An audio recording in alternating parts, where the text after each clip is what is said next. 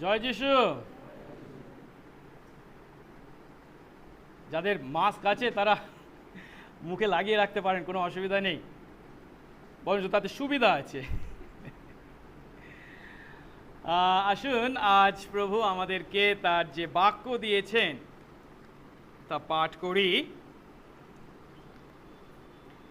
আমরা দেখব যাকবের পত্র থেকে আমরা শিখছি যাকব 2 অধ্যায় 14 পদ থেকে 20 পদ। যাকবের পত্র 2 অধ্যায় 14 পদ থেকে 20 পদ। প্রভু তার বাক্যে বলেন, হে আমার ভ্রাতৃগণ, যদি কেহ বলে আমার বিশ্বাস আছে আর তাহার কর্ম না থাকে, তবে তাহার কি ফল দর্শিবে? সেই বিশ্বাস কি তাহার পরিত্রাণ করিতে পারে? কোন ভ্রাতা কিংবা ভগিনী বস্ত্রহীন ও দৈবশিক খাদ্যবিহীন হইলে, যদি তোমাদের মধ্যে কোনো ব্যক্তি তাহাদিগকে বলে, কুশলে যাও, উষ্ণ ও তৃপ্ত হও, কিন্তু তোমরা তাহাদিগকে শরীরের প্রয়োজনীয় বস্তু না দাও, তবে তাহাতে কি ফল দর্শিবে? তদ্রূপ বিশ্বাসও কর্মবিহীন হইলে আপনি একা বলিয়া তাহা মৃত। কিন্তু কেহ বলিবে, তোমার বিশ্বাস আছে আর আমার কর্ম আছে, তোমার কর্মবিহীন বিশ্বাস আমাকে দেখাও, আর আমি তোমাকে আমার কর্ম হইতে বিশ্বাস দেখাইব। তুমি বিশ্বাস করিতেছ যে ঈশ্বর এক, ভালোই করিতেছ। ভূতেরাও তাহা বিশ্বাস করে এবং ভয়ে কাঁপে। কিন্তু হে অসার মনুষ্য, তুমি কি জানতে চাও যে কর্মবিহীন বিশ্বাস কোনো কাজের নয়? আসুন আমরা প্রভুর কাছে মস্তক অবনত করি, তার বাক্য শোনার আগে তার আশীর্বাদ ভিক্ষা করি। পবিত্র মঙ্গলময় স্বর্গস্থ পিতা, তোমার ধন্যবাদ করি। তোমার অনুগ্রহে কতিপয় দাস ও দাসী তোমার গৃহে আমরা মিলিত হয়েছি। হ্যাঁ প্রভু, কোভিড-19 অতিমারীর দ্বিতীয় ঢেউ যা আছড়ে পড়েছে এই ভারতবর্ষের উপর, যার ফলস্বরূপ প্রভু প্রতিদিন 2 লক্ষেরও বেশি নতুন করে আক্রান্ত হয়ে চলেছে। তার মধ্যেও যে প্রভু তুমি আমাদেরকে সুস্থ সবল রেখেছ, তোমার ধন্যবাদ করি। জানি না প্রভু আমাদের মণ্ডলীর কে বা কারা কি পরিস্থিতির মধ্যে আছে। ও প্রভু, এই সময় আমরা তাদের জন্য প্রার্থনা করি, তোমার অনুগ্রহ আমাদের প্রতি রাখো প্রভু গো। যদি আক্রান্ত হয়ে থাকি, সুস্থতার পথে এগোতে সাহায্য করো। এবং প্রভু, যারা আক্রান্ত হয়নি তারা যেন যথার্থ বিধি পালনের মাধ্যমে এবং তোমার অনুগ্রহে সুস্থ সবল থাকতে পারি, আশীর্বাদ করো। আজ প্রভু, যারা তোমার গৃহে মিলিত হয়েছি এবং যারা প্রভু অনলাইনে এই আরাধনায় যোগ দিয়েছি, প্রত্যেককেই প্রভু তুমি আশীর্বাদ করেছ। বিশেষ করে যখন আজ দ্বিতীয়বার আমরা সেই একই শাস্ত্রাংশ থেকে কর্মবিহীন বিশ্বাস কি তা শিখতে চলেছি, প্রভু তোমার আশীর্বাদ আমাদের প্রতি রাখো। ও প্রভু, আমি বিশ্বাসী, আমি বিশ্বাসী, আমি যিশুকে বিশ্বাস করি বলে চিৎকার করলেই যে আমরা পরিত্রাণ পেয়ে গেছি তা নয় প্রভু। প্রকৃত উদ্ধারকারী বিশ্বাস কি তা উপলব্ধি করতে তুমি তোমার যে বাক্য সেই তোমার দাস যাকবের মাধ্যমে লিপিবদ্ধ করেছ, সেই বাক্যের নিগুড় তত্ত্ব উপলব্ধি করতে এবং সেই উপলব্ধি কেবল মাথা দিয়ে নয়, হৃদয় দিয়ে গ্রহণ করতে এবং তার পালনকারী হতে আমাদেরকে আশীর্বাদ করো। যেন প্রভু আমরা প্রত্যেকে সত্য বিশ্বাসী হয়ে পরিত্রাণের নিশ্চয়তায় তোমার গৌরবার্থে পরিবর্তিত জীবন যাপন করি। আশীর্বাদ করো, সঙ্গে সঙ্গে থাকো, যিশু নামে এই প্রার্থনা চাই, আমেন। আপনারা যারা গত সপ্তাহে উপস্থিত ছিলেন তারা অবশ্যই বুঝতে পারছেন যে গত সপ্তাহে আমরা যে শাস্ত্র বাক্য পাঠ করেছিলাম, আজও আমরা সেই একই শাস্ত্র বাক্য পাঠ করেছি। যাকব 2 অধ্যায় 14 থেকে 20 পদ। কারণ গত সপ্তাহে আমি আপনাদেরকে বলেছিলাম যে কর্মবিহীন বিশ্বাস সম্পর্কে আমি 2টি প্রচারের মাধ্যমে যাকবের এই শিক্ষাকে আপনাদের কাছে তুলে ধরব। গত সপ্তাহে আমি এই কর্মবিহীন বিশ্বাসের প্রথম ভাগ আলোচনা করেছি। আজ আমরা সেই কর্মবিহীন বিশ্বাসের দ্বিতীয় ভাগটি দেখতে বা শুনতে চলেছি।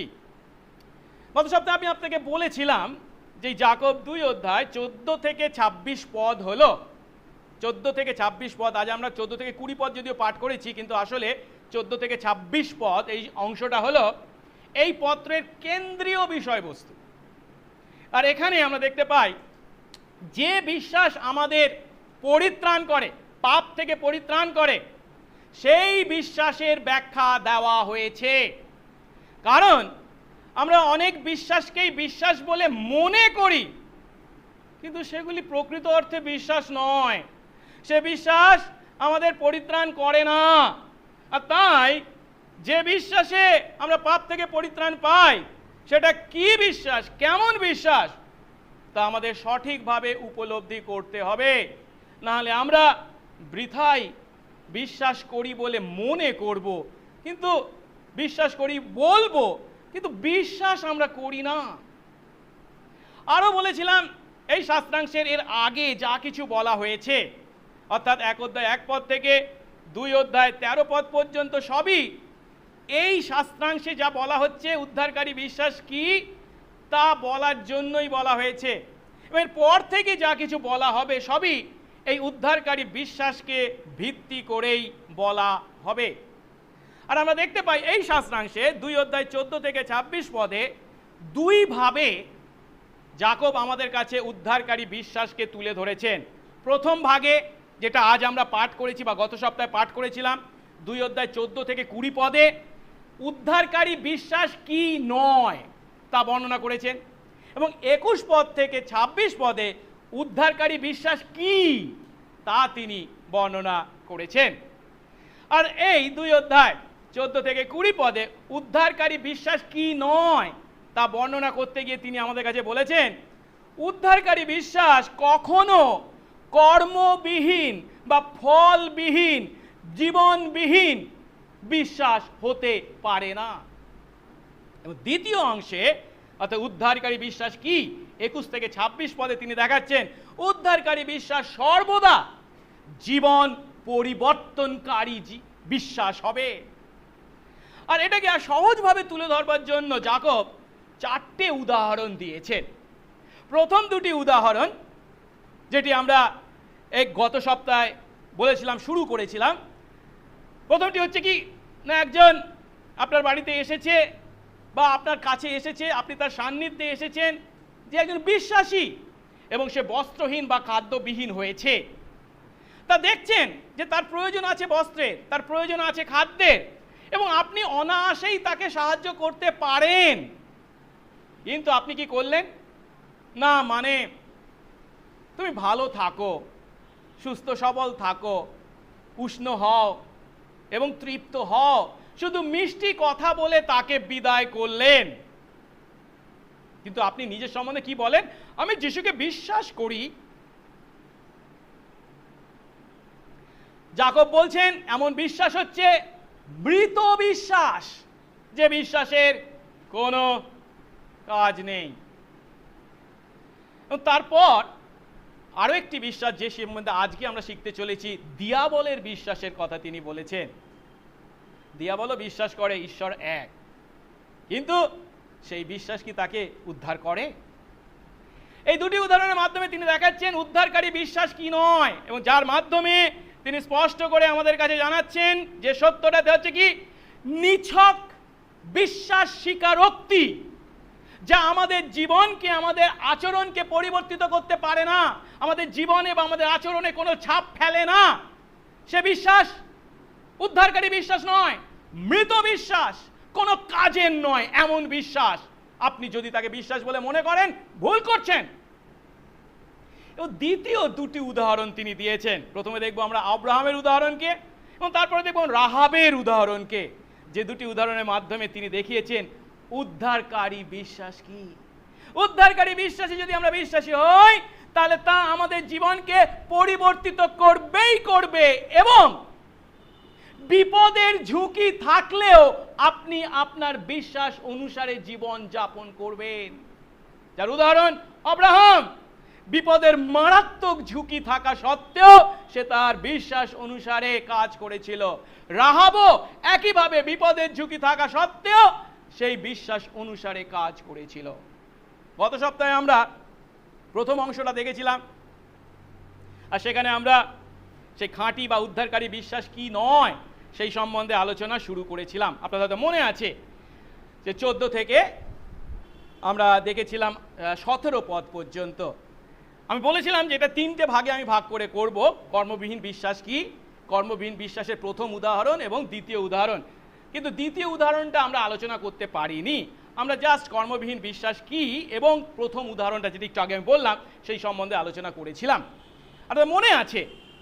এটা আমাকে বলতে হবে, কারণ এটি আজকে যেটা বলতে চলেছি তার সঙ্গে সম্পর্কিত।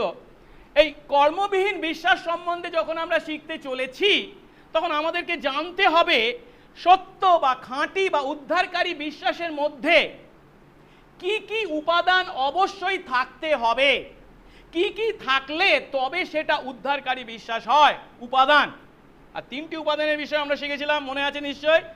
একটি হচ্ছে জ্ঞান, দ্বিতীয় হচ্ছে সম্মতি, এবং তৃতীয়টি হচ্ছে আস্থা বা আস্থা স্থাপন। জ্ঞানটি কি? প্রথম উপাদান। আমি যদি কাউকে বিশ্বাস করতে চাই, তার উপরে আস্থা স্থাপন করতে চাই, তাহলে কি তার সম্বন্ধে আমাকে প্রাথমিকভাবে কিছু তথ্য বা জ্ঞান লাভ করতে হবে। তার সম্বন্ধে যদি কিছুই না জানি, আমি কি তাকে বিশ্বাস করতে পারি? না। ঠিক একইভাবে যদি যিশুতে উদ্ধারকারী বিশ্বাসী হতে হয়, আমাদেরকে যিশুর বিষয়ে প্রাথমিক কিছু জ্ঞান বা সত্য জানতে হবে। আর প্রথম করিন্থীয় 15 অধ্যায় 3 থেকে 4 পদে সেই প্রাথমিক জ্ঞান তথা যীশু খ্রিস্ট কে এবং তিনি কি করেছেন তা পৌল সুন্দরভাবে আমাদের কাছে তুলে ধরেছেন। তথা যীশু হলেন স্বয়ং ঈশ্বর, তিনি হলেন ঈশ্বরের পুত্র, কিন্তু তিনি কি করেছেন? তার সন্তান আমাদের পাপের জন্য এই পৃথিবীর মাটিতে অবতীর্ণ হয়েছেন। আমাদের পাপের শাস্তি তিনি নিজে আমাদের পরিবর্তে গ্রহণ করেছেন, সেই ক্রুশের উপরে মরেছেন, কবরস্থ হয়েছেন, মৃত্যুকে জয় করে পুনরুত্থিত হয়েছেন এবং স্বর্গে গেছেন আমাদের জন্য স্থান প্রস্তুত করতে। যিশুর বিষয়ে এই প্রাথমিক সত্য বা জ্ঞান আমাদের থাকতে হবে যদি যিশুকে বিশ্বাস করতে হয়। কিন্তু এই শুধু জ্ঞান থাকলেই এটা সত্য বিশ্বাস বা উদ্ধারকারী বিশ্বাস নয়। দ্বিতীয় ধাপটি হলো সম্মতি। সম্মতি মানে কি? যীশু খ্রিস্টের বিষয় এই যে সমস্ত সত্যের কথা আমি বললাম, এগুলো কেবল মাথা দিয়ে জানলে হবে না। এই সত্যগুলি সম্বন্ধে আমাদের হৃদয়ে দৃঢ় প্রত্যয় থাকতে হবে। আমি যেন মনে মনে বলি, হ্যাঁ যিশু ঈশ্বর, যিশু ঈশ্বরের পুত্র, তিনি আমার পাপের জন্য এসেছিলেন, আমার পাপের জন্য মরেছেন এবং জীবিত হয়েছেন, স্বর্গে গেছেন, আমার জন্য স্থান প্রস্তুত করছেন, তা মেনে নি বা এই কথা বা এই সত্যের প্রতি আমার সম্মতি থাকে।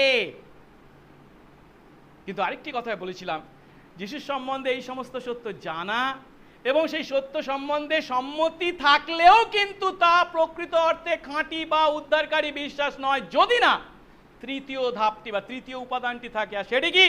সেটি হলো যিশুতে আস্থা স্থাপন। যার অর্থ, যে যিশুর বিষয় সত্য আমি জেনেছি, যে যিশুর সত্যকে আমি মেনে নিয়েছি, স্বীকার করেছি, সম্মতি দিয়েছি, কেবল সেই যিশুতে ইচ্ছা সহকারে আস্থা স্থাপন করতে হবে। যার অর্থ তার কাছে নিজেকে সমর্পণ করতে হবে। আর নিজের কোনো বিষয়ে নয়, নিজের শক্তি, নিজের ক্ষমতা, নিজের সৎ কাজের উপর আস্থা রাখা নয়, কেবল তার সেই সৎ কাজ যা তিনি আমার পরিবর্তে সেই ক্রুশের উপর সাধন করেছেন, সম্পূর্ণভাবে তার সেই ব্যক্তিত্বে এবং তার সেই কাজে সম্পূর্ণভাবে আস্থা রাখতে হবে, যার অর্থ তার কাছে নিজেকে সম্পূর্ণভাবে সমর্পণ করতে হবে, তার উপরে সম্পূর্ণভাবে নির্ভর করতে হবে। এই তিনটি উপাদান যখন থাকে তখনই হয় সেটা প্রকৃত খাঁটি উদ্ধারকারী বিশ্বাস। আর এটা বোঝানোর জন্য আমি একটা উদাহরণ দিয়েছিলাম, মনে আছে তো? নদীর এপার থেকে ওপারে যাওয়ার জন্য একটা দড়ি আছে, আর দড়ির উপর দিয়ে একটা লোক হেঁটে আসছে আবার ওপারে যাচ্ছে। কেবল তাই নয়, পিঠে বিরাট বড় বস্তা নিয়ে এপার ওপার হচ্ছে। আপনি নিজের চোখকে তো অস্বীকার করতে পারেন না। আপনি কি বলেন? হ্যাঁ, এটা সত্যি যে ও পারে দড়ির উপর হাঁটতে। কেবল তাই নয়, বস্তা নিয়েও উপরে যেতে পারে। তার মানেটা কি? আমাকে যদি তার পিঠে চড়ানো হয়, তিনি আমাকেও এপার থেকে ওপারে নিয়ে যেতে পারেন। আপনি মেনে নিয়েছেন, তার মানে কি আপনি জেনেছেন সে এটা করতে পারে, এইভাবে রক্ষা পাওয়া যাবে, ওপার থেকে ওপারে যাওয়া যাবে। আপনি স্বীকারও করেছেন যে এইভাবে আপনি যদি তার কাঁধে ওঠেন আপনি ওপারে যাবেন। কিন্তু আপনি কি করছেন? এখনো এপারে দাঁড়িয়ে আছেন। আপনি কি ওপারে গেছেন? আপনি কি রক্ষা পেয়েছেন? না, আপনি তখন রক্ষা পাবেন যখন আপনি তার পিঠে উঠবেন এবং তার কাঁধে চড়ে এপার থেকে ওপারে যাবেন। এটাই হলো আস্থা স্থাপন। যাকব এখানে সেই কথাটাই বলছেন। যাকব এখানে বলছেন, কোন বিশ্বাসের মধ্যে যদি প্রথম একটি উপাদান থাকে বা দুটো উপাদান থাকে কিন্তু তৃতীয়টা যদি না থাকে, তাহলে সেটা উদ্ধারকারী বিশ্বাস নয়, মৃত বিশ্বাস। সেই বিশ্বাস দিয়ে কোনো কাজ হবে না, তার জীবনে কোনো পরিবর্তন আনতে পারে না, তা কখনো আমাদের পরিত্রাণ করতে পারে না। 14 পদে খুব পরিষ্কারভাবে সেই কথা তিনি আমাদের বলেছেন এবং তা বোঝানোর জন্য তিনি একটি উদাহরণ দিয়েছেন। তাহলে কি, সেই রাত্রেবেলা বা কোনো বিশ্বাসী ভাই এসে যখন আপনার কাছে খাদ্য চাইছে, বস্ত্র চাইছে, কিন্তু আপনি তা দিচ্ছেন না, তাকে মিষ্টি কথা বলে তাকে বিদায় করছেন। যাকব খুব পরিষ্কারভাবে 17 পদে বলছেন, এ বিশ্বাস হচ্ছে কর্মবিহীন বিশ্বাস। এ বিশ্বাস শুধু মুখে বলে বিশ্বাসের কথা, এ বিশ্বাসের প্রকৃত অস্তিত্ব কেবল কথার মধ্যে, বাস্তবে নেই। সে একা, তার পক্ষে সাক্ষ্য দেওয়ার জন্য কোনো কাজ নেই, প্রমাণ নেই, সে একা, তাই সে মৃত বিশ্বাস। আজ আসুন এবারে আমরা দ্বিতীয় উদাহরণটি দেখি, যা যাকব 17 পদ থেকে 18 পদ থেকে 20 পদে বর্ণনা করেছেন। কর্মবিহীন বিশ্বাসের দ্বিতীয় উদাহরণ তথা দিয়াবলের উদাহরণ। আসুন আমরা 18 পদটা পড়ি তো। বলা হয়েছে, কিন্তু কেউ বলবে তোমার বিশ্বাস আছে আর আমার কর্ম আছে, তোমার কর্মবিহীন বিশ্বাস আমাকে দেখাও আর আমি তোমাকে আমার কর্ম থেকে বিশ্বাস দেখাবো। 18 পদ শুরু হয়েছে কি বলে? কিন্তু কেউ বলবে। এ কথার অর্থ কি? স্পষ্ট।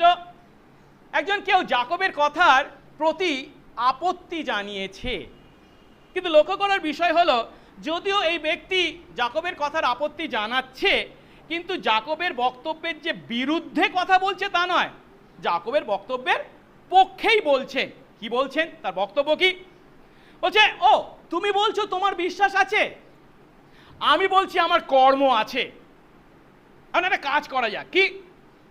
তুমি যে বিশ্বাস আছে বলছো, সেই বিশ্বাস যার কর্ম নেই, সেই বিশ্বাসটা আমাকে দেখাও। কিন্তু আমি কি? আমি আমার কর্ম থেকে বিশ্বাস দেখাবো। কারণ কি? আমি যে কর্মের অধিকারী সেটা এমনি এমনি নয়, বিশ্বাস করার কারণেই সেই কর্ম আমার মধ্যে আছে। আমার কর্ম থেকে আমি আমার বিশ্বাস দেখাবো। এখন একজন খ্রিস্ট বিশ্বাসী একথা কিভাবে বলতে পারে? খুব সহজ। কেন? কারণ একজন খ্রিস্ট বিশ্বাসী যখন তার নিজের জীবনকে দেখে, প্রকৃত খ্রিস্ট বিশ্বাসী, আমি যিশুকে বিশ্বাস করেছি, সত্যি যিশুকে বিশ্বাস করি বলে আমার জীবনে কি বিশ্বাসের ফল আমি ধারণ করছি। এখন সে যখন নিজেকে দেখছে আমি বিশ্বাস করি, আমার জীবনে বিশ্বাসের ফল রয়েছে, তখন সে আরেকজনকে দেখছে যে মুখে বলে বিশ্বাসের কথা, যিশুকে বিশ্বাস করার কথা, কিন্তু তার জীবনে কোনো ফল নেই। তাহলে সে অবশ্যই প্রশ্ন করতে পারে, তুমি যে বিশ্বাস করছো সেই বিশ্বাসের অস্তিত্বের পক্ষে প্রমাণ দেখাও। তোমার বিশ্বাস যে মৃত বিশ্বাস নয়, তার পক্ষে সাক্ষী। সাক্ষ্য কি? সে সাক্ষ্য দাবি করতেই পারে। কারণ কি? খাঁটি বিশ্বাস যদি হয়, সত্য বিশ্বাস যদি হয়, উদ্ধারকারী বিশ্বাস যদি হয়, সেই বিশ্বাস অবশ্যই সাক্ষ্য বহন করবেই। তাই বলছে তোমার বিশ্বাস আছে, আমার কর্ম আছে। এই কথার দ্বারা বক্তা বা যে আপত্তি জানাচ্ছে সে কি বলতে চাইছেন? আমি ঈশ্বরের সাহায্যে পবিত্র জীবনযাপন করতে চেষ্টা করছি, আর তুমি বলছো কি না তোমার বিশ্বাস আছে। আচ্ছা, ধরে নিলাম তোমার বিশ্বাস আছে, কিন্তু আমি কি দেখতে পাচ্ছি তুমি পবিত্র জীবন যাপন করো না, বা পবিত্র জীবন যাপন করতে বিন্দু মাত্র চেষ্টা পর্যন্ত করো না। তাহলে আমি তোমাকে চ্যালেঞ্জ জানাচ্ছি, কি তোমার যে বিশ্বাসের কথা তুমি বলছো, যা কর্মের মধ্যে প্রকাশ পায় না, সেই বিশ্বাস আমাকে দেখাও। কিন্তু আমি আমার কর্ম থেকে আমি যে বিশ্বাস করি যিশুতে, সেই বিশ্বাসকে দেখাবো। এখন বিশ্বাসকে কি দেখানো যায়? বিশ্বাসকে কি চোখে দেখা যায়? বিশ্বাসকে যদিও দেখা যায় না, কিন্তু সত্য বিশ্বাস যদি হয়, সেই বিশ্বাসের সঙ্গে বিশ্বাস অনুসারে জীবন বা কাজ থাকতে বাধ্য। কারণ সত্য ধর্ম যেখানে আছে, ধর্ম যদি সত্য ধর্ম হয়, ধর্মের মূল কি? বিশ্বাস। আর সেই বিশ্বাস বাহ্যিক আকারে প্রকাশ পেতে বাধ্য। খ্রিস্ট বিশ্বাসী এ সত্য স্বীকার করতে বাধ্য। যদিও ধর্মের পরম সম্পর্ক আমাদের আত্মার সঙ্গে ঈশ্বরের সম্পর্ক, ঠিক কথা, কিন্তু যে কেউ যিশুতে বিশ্বাস করার কথা বলে বা ঈশ্বরে বিশ্বাস করার কথা বলে, তার জীবন তার চারপাশের পরিবেশ বা সমাজে প্রভাব বিস্তার করবেই করবে, না করে থাকতে পারে না। আমি যিশুকে বিশ্বাস করব, কিন্তু আমার কোনো প্রভাব আমার চারপাশে থাকবে না, তা হতে পারে না। কেন? যিশু বলে গেছেন তোমরা জগতের জ্যোতি, তোমরা পৃথিবীর লবণ। আমি অন্ধকারের মধ্যে আলো জ্বালাবো, কিন্তু সেই আলো কেউ দেখতে পাবে না, তাই কি কখনো হয়? আমি নুন হয়ে তরকারির মধ্যে প্রবেশ করব, কিন্তু আমার স্বাদ কেউ পাবে না, তা কি কখনো হয়? না। বাইবেল পরিষ্কারভাবে বলে যে আমরা যদি গাছ হই, তাহলে জীবিত গাছ হই, তাহলে সেই গাছের প্রমাণ হচ্ছে আমাদের পাতা বা আমাদের ফল। দুটো গাছকে চিন্তা করো। ধরুন এখানে একটা গাছ আছে, এখানে একটা গাছ আছে, কিন্তু এই গাছটার মূল থেকে কেটে দেওয়া হয়েছে, মাটির উপর বসিয়ে রাখা হয়েছে, শুধু এর মূল নেই। গাছটা একদিন হয়তো একটু দাগাবে, আছে বেঁচে, পরের দিন কি হয়ে যাবে? পাতা শুকিয়ে যাবে, ফল শুকিয়ে যাবে, সাদা হয়ে যাবে, তাই নয় কি? কিন্তু আরেকটা গাছ, সে মাটিতে আছে, তার মূলও আছে, কিন্তু তার কি আছে? পাতা হচ্ছে সবুজ এবং তার ফল ভর্তি। কেন? তার কারণ হচ্ছে আমরা যখন সেই গাছের সবুজ পাতাকে দেখতে পাচ্ছি, সেই গাছের ফলকে দেখতে পাচ্ছি, তখন আমরা উপলব্ধি করছি কি তার মূল আছে। মূলকে চোখে দেখা যাচ্ছে না, মাটির নিচে আছে না, দেখা যাচ্ছে না, কিন্তু মূল আছে বলেই সবুজ পাতা এবং ফল আছে। কিন্তু এই গাছটা তার মূল নেই, তাই তার সবুজ পাতাও নেই, তার ফলও নেই। এ চিৎকার করে বলতে পারে না, মানে আমার বিশ্বাস আছে, আমার মূল আছে, আমার মূল আছে। আরে মূল থাকলে তো তোমার সবুজ পাতাও থাকবে, ফল থাকবে। ঠিক একইভাবে আমরা যখন কোনো গ্রামের পথে হাঁটি, ঘুটঘুটে অন্ধকার, কিন্তু আমরা দূরে একটা আলোকে যদি দেখতে পাই, সেই আলো যদি আমাদের চোখে আসে, আমরা কি বলতে পারি? ওখানে নিশ্চয়ই একটা হ্যারিকেন আছে, বা একটা ল্যাম্প পোস্ট আছে, কিংবা একটা প্রদীপ আছে, বা কেউ টর্চ জ্বালিয়েছে, তাই নয় কি? আলো যদি চোখে আসে, তার মানে কি আলোর উৎস হিসাবে হয় হ্যারিকেন, নয় ল্যাম্প, নয় কি বলে প্রদীপ, নয় একটা টর্চ অবশ্যই আছে।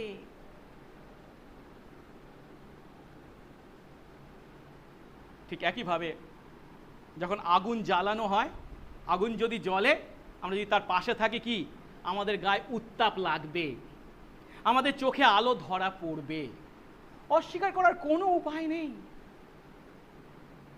জল যদি থাকে, তাহলে এই জলটা আসছে কোথা থেকে? তার একটা উৎসও থাকবে। আমরা আগুনের অস্তিত্বের কথা বলবো, কিন্তু আমাদের মধ্যে আলো নেই, উত্তাপ নেই, তাহলে মিথ্যা কথা বলছি। আমরা জলের উৎসের কথা বলবো, কিন্তু জল নেই, তাহলে আমরা মিথ্যা কথা বলছি। তাই বিশ্বাসের কথা কেবল মুখে বলে কোনো লাভ নেই, কারণ তা আসলে বিশ্বাসই নয়। আমরা বিশ্বাস বলে মনে করছি, সেটা আসলে বিশ্বাস নয়। যদি বিশ্বাস হয়, সত্য বিশ্বাস হয়, তা আমাদের জীবনকে পরিবর্তিত করবে, তা আমাদের জীবনে প্রভাব ফেলবে, আমাদের চারপাশের পরিবেশ পরিস্থিতিতে প্রভাব ফেলবে। পৌল একই কথা বলেছেন। আমরা যদি গালাতীয় 5:6 দেখি, তিনি বলছেন উদ্ধারকারী বিশ্বাসকে কি বিশ্বাস বলেছেন? কার্য সাধক বিশ্বাস, যা প্রেমের দ্বারা, ভালোবাসার দ্বারা প্রকাশ পায়।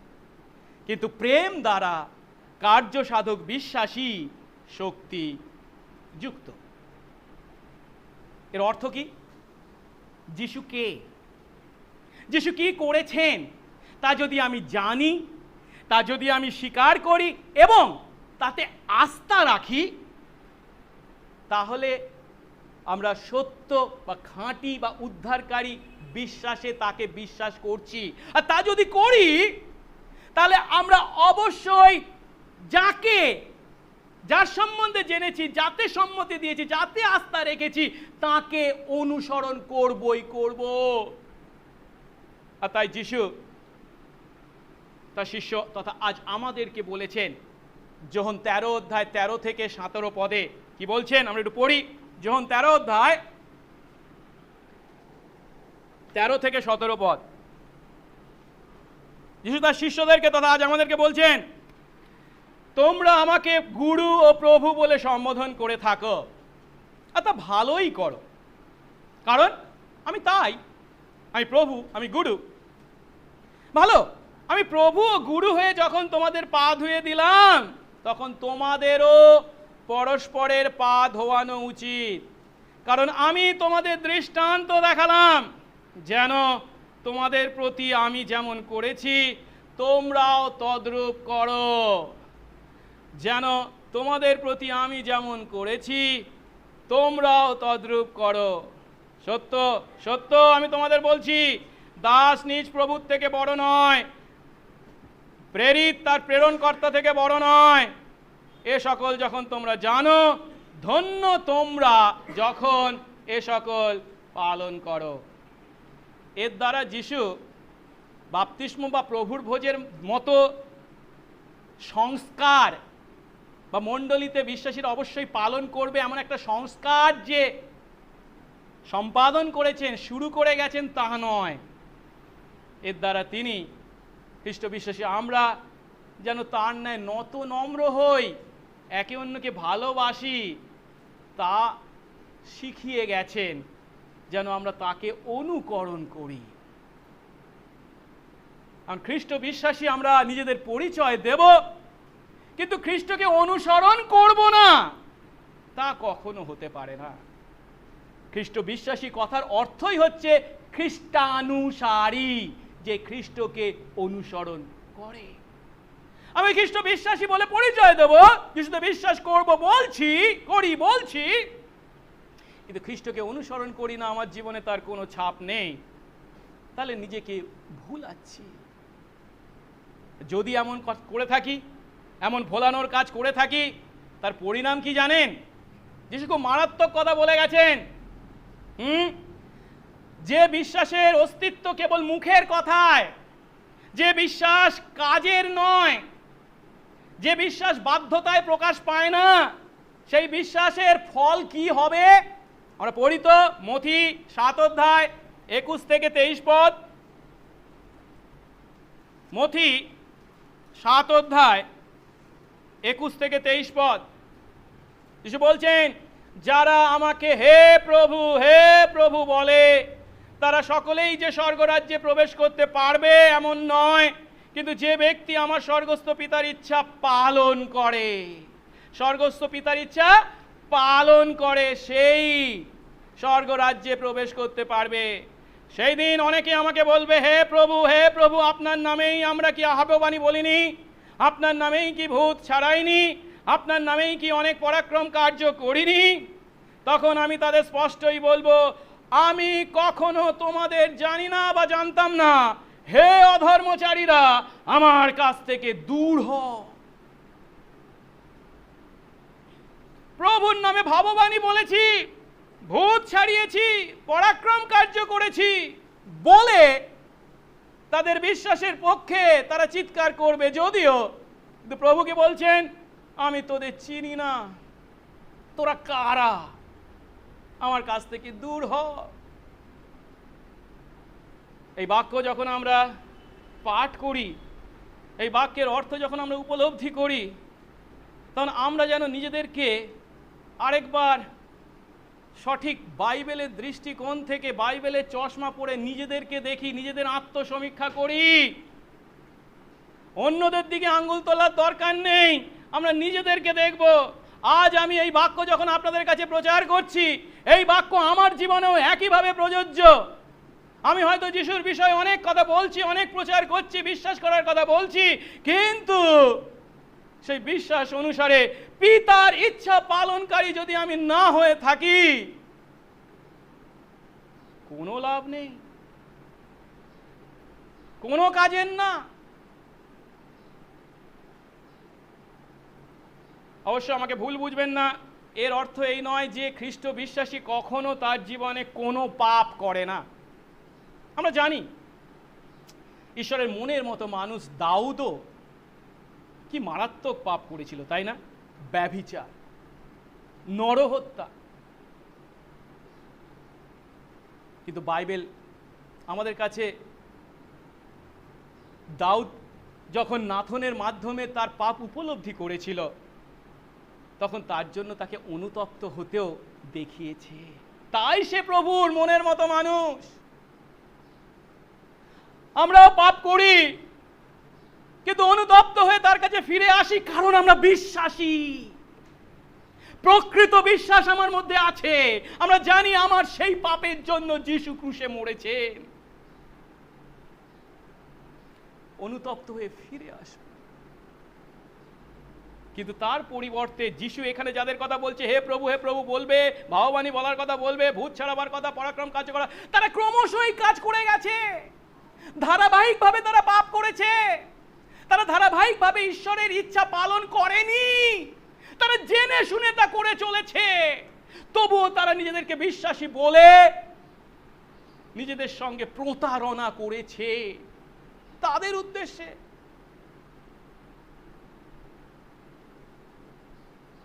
আজ পৃথিবীর ইতিহাসেও আমরা এমন অনেক পালক প্রচারকদেরকে দেখতে পাই, বিশ্ববিখ্যাত। ভারতবর্ষের মধ্যেও সমগ্র পৃথিবীর মধ্যে খুবই নাম কিনেছিলেন একজন অ্যাপোলজিস্ট হিসাবে এক ব্যক্তি আমেরিকার বুকে। গত বছর তার মৃত্যু হয়েছে, কিন্তু এবছর তার সম্বন্ধে খবর পাওয়া যাচ্ছে এবং তা স্বীকার করা হয়েছে যে তার আরেকটা নোংরা জীবন ছিল।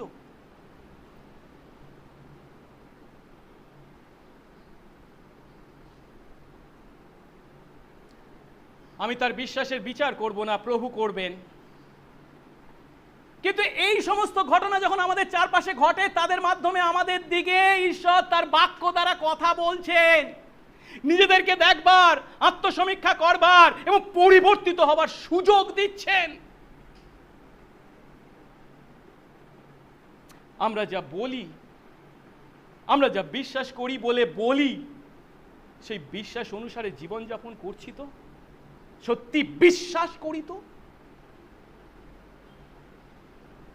এরপর আমরা দেখছি যাকব এই যে বিশ্বাস করার কথা বলে, ঈশ্বরে বিশ্বাস করার কথা বলে, এর যে কোনো মূল্য নেই, তাকে তুলনা করছেন সেই বিশ্বাসকে কার সঙ্গে? সাধারণ বিশ্বাসীর সঙ্গে নয়, একজন অবিশ্বাসীর সঙ্গে নয়। কার সঙ্গে জানেন? দিয়াবলের বিশ্বাসের সঙ্গে। দিয়াবলের বিশ্বাস। আবার দেখি তো 19 পদ। তুমি বিশ্বাস করছো যে ঈশ্বর এক, ভালোই করছো, ভূতেরাও তা করে আর ভয়ে কাঁপে। এই ভূতেরাও, তার জন্য যে শব্দটা ব্যবহার করেছে গ্রিক ভাষায়, বাংলায় সাধারণত সেটা দিয়াবল করা হয়েছে, মন্দ আত্মা। বলছে তুমি যা বিশ্বাস করছো কি ঈশ্বর এক, খুব ভালো, কিন্তু জানো সে বিশ্বাসটা কে করে? দিয়াবলও করে। এর দ্বারা যাকব যে যুক্তির অবতারণা করেছেন তা হলো, তুমি যে বিশ্বাসের দাবি করছো, ধরা যাক তার অস্তিত্ব আছে, কিন্তু তাতে লাভ কি? সেই বিশ্বাস যদি তোমার নৈতিক জীবনে কোনো পরিবর্তন না আনে, নৈতিকভাবে তোমাকে বিশুদ্ধ না করে বা উন্নত না করে বা চেষ্টা করেন কিছু না লাভ হয়ে থাকে, তা কখনো আমাদের কোনো উপকারে লাগতে পারে না। কেন? একবার সেই বিশ্বাসকে দিয়াবলের বিশ্বাসের সঙ্গে তুলনা করে দেখো, তাহলেই বুঝতে পারবে। কি বলছেন? তুমি বিশ্বাস করছো ঈশ্বর এক, যারা খ্রিস্ট বিশ্বাসী বলে আমরা পরিচয় দিই, বা ইহুদি যারা, তারা তাদের বিশ্বাসের একটা অন্যতম কি বলা যায় স্তম্ভ হচ্ছে কি, আমরা এক ঈশ্বরে বিশ্বাস করি, একেশ্বরবাদ।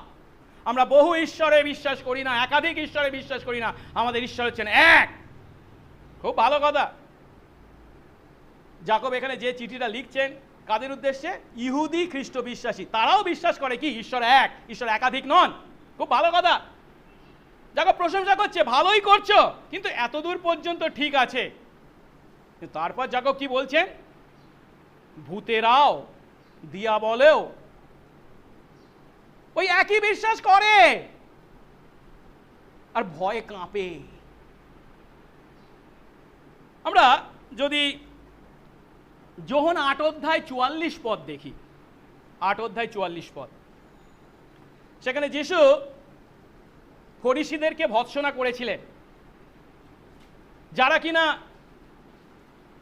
নিজেদেরকে ঈশ্বরের সন্তান, ঈশ্বরের প্রজা বা অব্রাহামের সন্তান বলে জাহির করত, কিন্তু তাদের উদ্দেশ্যে তিনি সরাসরি বলছেন তোমাদের পিতা অব্রাহাম নন, ঈশ্বর নন, তোমাদের পিতা কে? দিয়াবল। আর সেই দিয়াবলকে বর্ণনা করতে গিয়ে 44 পদে তিনি কি বলেছেন? দিয়াবল সত্যে থাকিনি, কারণ তার মধ্যে সত্য নেই। যখন সে মিথ্যা বলে তখন সে নিজে থেকেই বলে, কারণ সে মিথ্যাবাদী এবং মিথ্যার পিতা। এ কথার অর্থ কি? দিয়াবল সাধারণত যে সমস্ত কথা বলে সবই কি মিথ্যা, কিন্তু তার মানে এই নয় দিয়াবল কোনো সত্যকেই স্বীকার করে না। কারণ এখানে আমরা দেখতে পাচ্ছি, এবং বাইবেলে বিভিন্ন স্থানে আমরা অলরেডি দেখতে পাবো, একটু পরেই দেখতে পাবো, সেটা কি বাইবেল কিন্তু এই দিয়াবল কিন্তু নিঃসন্দেহে স্বীকার করে এমন সত্য আছে, আর সেই বিভিন্ন সত্যের মধ্যে একটা সত্য হলো ঈশ্বর এক। কিন্তু প্রশ্ন হলো, তাদের সেই বিশ্বাস কি তাদের চরিত্রে কোনো প্রভাব ফেলে, ছাপ ফেলতে পারে? না। ঈশ্বর এক তা জেনে তারা কি ঈশ্বরকে ভালোবাসে, ঈশ্বরকে সম্মান করে, ঈশ্বরের বাধ্য হয়? না। তার পরিবর্তে তবুও তারা ঈশ্বর এক তা জেনেও, তা বিশ্বাস করেও তারা সেই ঈশ্বরকে ঘৃণা করে, তার কাজে বাধা তৈরি করে, প্রতিরোধ তৈরি করে, মানুষদেরকে বিপদে পরিচালিত করে। এটাই হচ্ছে দিয়াবলের কাজ। আর যেহেতু দিয়াবলের সেই বিশ্বাস তাদের নৈতিক চরিত্রের কোনো উন্নতি সাধন করে না, কোন বিশ্বাস? ঈশ্বর এক, এই বিশ্বাস। সেই জন্য তাদের জন্য ঈশ্বরের যে পরিকল্পনা রয়েছে তা কড়ায় গণ্ডায় তিনি পূর্ণ করতে চলেছেন। তাই তথাকথিত এক ঈশ্বরে দিয়াবলের বিশ্বাস দিয়াবলের কোনো কাজে লাগবে না, পরিবর্তে তাদের প্রতি ঈশ্বরের বিচার আরো কড়াভাবে নেমে আসবে। আর সে বিষয় দিয়াবলও ভালো করে জানে, মন্দ আত্মারাও জানে। আমি যদি মথি 8 অধ্যায় 29 পদ দেখি, সেখানে যিশুকে দেখে এই মন্দ আত্মারা যিশুকে কি বলেছিল? হে ঈশ্বরের পুত্র, আপনার সঙ্গে আমাদের সম্পর্ক কি? আপনি কি নিরূপিত সময়ের পূর্বে আগে আমাদের যাতনা দিতে এখানে এসেছেন? তারা জানে তাদের যাতনা পাবার জন্য, সেই নরকে জ্বলবার জন্য, অগ্নিদগ্ধ হবার জন্য সময় নিরূপিত করে রেখেছেন ঈশ্বর, এবং সেই যীশু খ্রিস্টের দ্বারাই সেই যাতনা তাদের প্রতি সাধিত হবে জানে তারা। তাদের লাভ কি হয়েছে? তারা কি পরিবর্তিত হয়েছে? তারা কি ঈশ্বরকে ভালোবাসে, সম্মান করে, তার বাধ্য হয়েছে? আজ এই দিয়াবল যদিও ইচ্ছা মতো এখানে সেখানে ঘোরাফেরা করছে, মানুষদেরকে বিপদে পরিচালিত করছে, ঠিক কথা, কিন্তু শেষ দিনে কি ঘটবে? প্রকাশিত বাক্য 20 অধ্যায় খুব সুন্দরভাবে বলা হয়েছে সেই ভ্রান্তিজনক দিয়াবলকে অগ্নি ও গন্ধকের হ্রদে নিক্ষেপ করা হবে। এবং 14-15 পদে বলছে কি 20 অধ্যায়, তারা যুগ পর্যায়ের যুগে যুগে দিন রাত যন্ত্রণা ভোগ করবে, মানে অনন্তকালের জন্য সেই নরক যন্ত্রণা ভোগ করবে। মানে ব্যাপারটা কি দাঁড়ালো? ব্যাপারটা দাঁড়াচ্ছে দিয়াবল যেও এক ঈশ্বরে বিশ্বাসের কথা বলে, তার যখন এমন পরিস্থিতির কথা আমরা উপলব্ধি করি, তখন নিশ্চয়ই যারা এক ঈশ্বরে বিশ্বাসের দাবি করে কিন্তু সেই বিশ্বাস অনুসারে জীবনযাপন করে না, তখন তাদের সেই দাবি হচ্ছে কতখানি ফাঁকা আওয়াজ মাত্র, কোনো কাজে লাগবে না। যাকব আমাদের চোখে আঙ্গুল দিয়ে দেখিয়ে দিচ্ছেন। আমরা জানি প্রত্যেক ঈশ্বর ভক্ত ইহুদি প্রত্যেকটা দিন ঈশ্বর এক তা স্বীকার করত। এটাকে বলা হয় শেমা। দ্বিতীয় বিবরণ 6 অধ্যায় 4 পদ কি বলা হয়েছে সেখানে? হে ইসরায়েল শোনো, সদাপ্রভুই তোমাদের ঈশ্বর, আর সেই সদাপ্রভু এক, অদ্বিতীয়। ভালো কথা, 4 পদে ঈশ্বর এক এ কথা বলা হয়েছে, কিন্তু যে ঈশ্বর এক সেই সত্যে যে বিশ্বাস করে সেই ঈশ্বরের প্রতি তার জীবন কেমন হবে সেটা 5 পদে বলা হয়েছে। 5 পদে কি বলা হয়েছে? তুমি তোমার সমস্ত হৃদয়, তোমার সমস্ত প্রাণ, তোমার সমস্ত শক্তি দিয়ে তোমার ঈশ্বর সদাপ্রভুকে প্রেম করবে। এর অর্থ কি? আমি যদি স্বীকার করি সদাপ্রভু একমাত্র ঈশ্বর, তিনি এক, অদ্বিতীয়, তাহলে আমরা সেই ঈশ্বরকে, সেই সদাপ্রভুকে সমস্ত হৃদয়, সমস্ত প্রাণ, সমস্ত শক্তি দিয়ে কি করব? ভালোবাসবো। কিন্তু যাকব এখানে যে কথা বলতে চাইছেন, যাকবের যুক্তি হলো যদি সেই এক ঈশ্বরে বিশ্বাসের কথা আমরা বলি কিন্তু সেই ঈশ্বরের প্রতি বাধ্যতার জীবনযাপন না করি, তাহলে তবে তা হবে কার ন্যায়? দিয়াবলের ন্যায় আচরণ। দিয়াবল যা করে আমরাও সেই একই কাজ করছি, আর তা যদি করি সেই দিয়াবলের যে পরিণতি হবে আমাদের জন্য সেই একই পরিণতি অপেক্ষা করে আছে। এই দিয়াবলের ন্যায় বিশ্বাস, যা আসলে খাঁটি বিশ্বাস নয়, তা আমাদের পরিত্রাণ করতে পারে না। এর আগে আমি বলেছিলাম খাঁটি বিশ্বাসের মধ্যে বা উদ্ধারকারী বিশ্বাসের মধ্যে কটা উপাদান থাকে? 3টে, তাই তো? জ্ঞান, সম্মতি, আস্থা। প্রথম উদাহরণটা যাকব দিলেন কি না, রাত্রেবেলা খাদ্য বস্ত্রের অভাবে একজন এসেছে তাকে বিশ্বাসী, তাকে সাহায্য করার জন্য, কিন্তু তাকে কি শুধু মুখে তোমার ভালো হোক, ভালো থাকো বলে বিদায় করা হয়েছে। তার মানে কি সে কিন্তু একজন বিশ্বাসী। বিশ্বাসী মানে কি? সে শুধু ঈশ্বরে বিশ্বাস করে, ঈশ্বর সম্বন্ধে তার জ্ঞান আছে।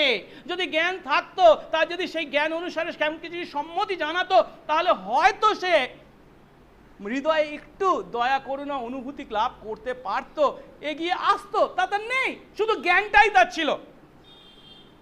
কিন্তু দ্বিতীয় উদাহরণে যেখানে দিয়াবলের বিশ্বাসের কথা যাকব বলছেন, সেখানে আমরা কি দেখতে পাচ্ছি? তার জ্ঞানও আছে এবং সেই জ্ঞান সম্বন্ধে তার সম্মতিও আছে। কেন বলছে কি? সে জানে এবং ভয়ে কাঁপে। সে সেটাকে মেনে নিয়েছে ঈশ্বর এক, এটা মিথ্যা কথা নয়, এটা সত্য, মেনে নিয়েছে, তাই ভয়ে কাঁপে। কিন্তু আমরা যেটা শিক্ষা পাচ্ছি তা হলো কি, শুধু জ্ঞান বা শুধু সম্মতি থাকলে হবে না, আস্থা থাকতে হবে, যে আস্থা এই দুটো উদাহরণেই অনুপস্থিত ছিল। এই হচ্ছে কর্মবিহীন বিশ্বাস। কর্মবিহীন বিশ্বাসের মধ্যে জ্ঞান ও সম্মতি হয়তো থাকতে পারে, কিন্তু আস্থা নেই।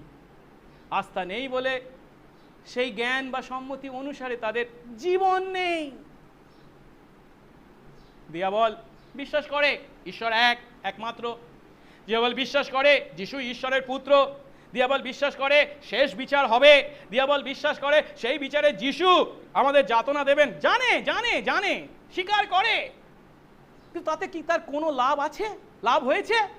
যাকব বলছেন এই সমস্ত সত্য যদিও দিয়াবল জানে এবং স্বীকারও করে, কিন্তু তাতে তার কোনো লাভ নেই। সে শুধু ভয়ে কাঁপে। সত্য সম্বন্ধে এই জ্ঞান ও সম্মতি যদি আমরা খাঁটি বিশ্বাস বলে মনে করি, তাহলে আমরা খুব ভুল করছি। আমাদেরকেও দিয়াবলের ন্যায় পরিণতি ভোগ করতে হবে।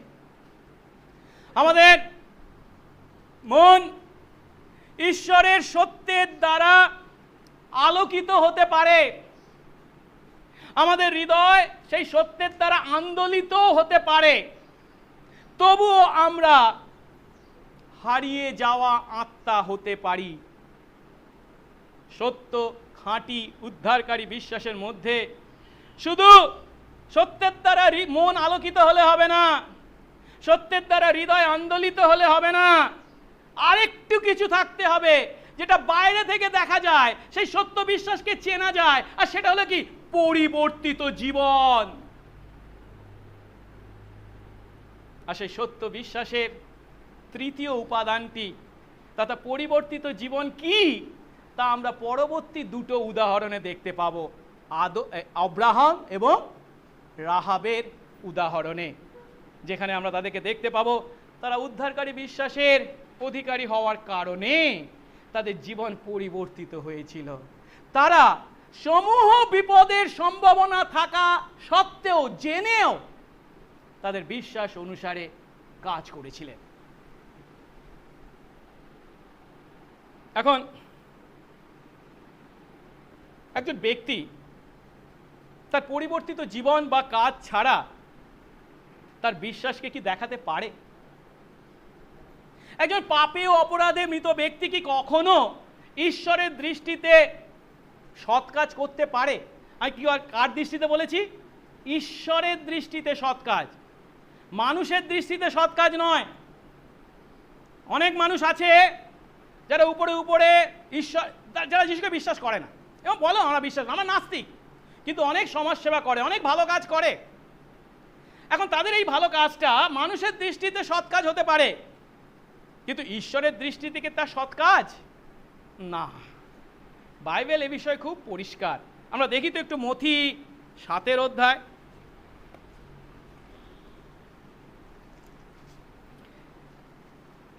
যিশু বলছেন 15 পদ, ভক্ত বা মিথ্যা ভাববাদীদের থেকে সাবধান, তারা মেষের বেশে তোমাদের কাছে আসে, কিন্তু তারা হৃদয়ে কেমন? গ্রাসকারী নেকড়ে। তোমরা তাদের ফল দ্বারাই তাদের চিনতে পারবে। লোকে কি কাঁটা গাছ থেকে দ্রাক্ষা ফল, শিয়াল কাটা হইতে কি ডুমুর ফল সংগ্রহ করে? সেই প্রকারে ভালো গাছে ভালো ফল ধরে, কিন্তু মন্দ গাছে মন্দ ফল ধরে। ভালো গাছে মন্দ ফল ধরতে পারে না, এবং মন্দ গাছে ভালো ফল ধরতে পারে না। আমি ঈশ্বরকে বিশ্বাস না করেও, ঈশ্বরকে স্বীকার না করেও যে সৎ কাজ করতে পারি, সেই সৎ কাজ বা ভালো কাজ মানুষের দৃষ্টিতে ভালো কাজ হলেও ঈশ্বরের দৃষ্টিতে তা কখনো সৎ কাজ হতে পারে না, কারণ মন্দ গাছে কখনো ভালো ফল ধরতে পারে না। কিন্তু তার পরিবর্তে বা তার বিপরীতে আমরা যখন নতুন জন্ম লাভ করি, ঈশ্বরের অনুগ্রহে সেই যিশুতে সত্য বিশ্বাস করি, তখন আমরা কি হই? নতুন সৃষ্টি হই। আর নতুন সৃষ্টি যখন আমরা হই, তখন বাইবেল কি বলে? আমরা সেই ঈশ্বরের উদ্দেশ্যে সেই সমস্ত সৎ কাজ করার জন্য প্রস্তুত বা তৈরি হয়েছি। কেন? ঈশ্বরই আমাদের দ্বারা সেই সমস্ত সৎ কাজ করবার জন্য আগে থেকে প্রস্তুত করে রেখেছিলেন। ইফিসীয় 2 অধ্যায় 10 পদ বলছেন, আমরা তাঁরই রচনা, খ্রিস্ট যিশুতে বিভিন্ন সৎ কাজের জন্য সৃষ্ট, যে সমস্ত সৎ কাজ ঈশ্বর পূর্বে প্রস্তুত করেছিলেন যেন আমরা সেই পথে চলি। এর অর্থ কি? এর অর্থ আমরা যদি সত্য বিশ্বাস করি, সেই বিশ্বাস কেবল জ্ঞান বা সম্মতিতে থেমে থাকবে না, সেই বিশ্বাস তাতে আস্থা করতে আমাদেরকে বাধ্য করবে, তাতে আমরা আস্থা স্থাপন করব এবং তার জন্য আমরা জীবন যাপন করব, তাতে আমরা নতুন জীবন লাভ করব এবং সেই নতুন জীবন আমাদের ব্যবহারে, আমাদের আচরণে প্রকাশ পেতে বাধ্য। বিশ্বাস হলো ঈশ্বরের অনুগ্রহে জীবিত প্রত্যয় এবং তা এতখানি দৃঢ় যে আমরা কোনো বাধ্যবাধকতায় নয়, কিন্তু সম্পূর্ণ স্বাধীনভাবে সেই ঈশ্বরের প্রতি প্রেমে, ভালোবাসায় সঠিক কাজ করি, সকলের সেবা করি, সমস্ত দুঃখ ভোগ করি, কারণ তিনিই সেই অনুগ্রহ আমাদের দিয়ে থাকেন। এর অর্থ কি? প্রকৃত বিশ্বাস থেকে কাজকে কখনো পৃথক করা যায় না, প্রকৃত বিশ্বাস থেকে সৎ কাজকে কখনো পৃথক করা যায় না। যেমন আগুন থেকে তার উত্তাপকে, তার আলোকে পৃথক করা যায় না, যেমন ছায়াকে তার কায়া থেকে পৃথক করা যায় না, ঠিক একইভাবে সত্য বিশ্বাস থেকে, সত্য বিশ্বাস অনুসারে জীবন বা কাজকে পৃথক করা যায় না। 20 পদে যাকব এই কথাই বলেছেন, কর্মবিহীন বিশ্বাস কখনো কোনো কাজে লাগে না। দেখি তো 20 পদ, কিন্তু হে অসার, মানে এ নির্বোধ মানুষ, তুমি কি জানতে চাও যে কর্মবিহীন বিশ্বাস কোনো কাজের নয়? দেখো বলছেন, তুমি কি জানতে চাও? আমরা যখন বিশ্বাস করি, সেই বিশ্বাসটা কাজের না অকাজের, তা কি আমাদের জানবার ইচ্ছা হবে না? আমি যে বিশ্বাসটা করছি, এটা কাজে লাগবে কি লাগবে না? আরে ধরুন একটা সাধারণ উদাহরণ দিচ্ছি, আপনি আপনার পাড়ায় কেউ এসে বলছেন সারদা বলে বা একটা কোনো চিট ফান্ড রয়েছে, সেখানে টাকা রাখুন, 2 বছরে ডবল হয়ে যাবে।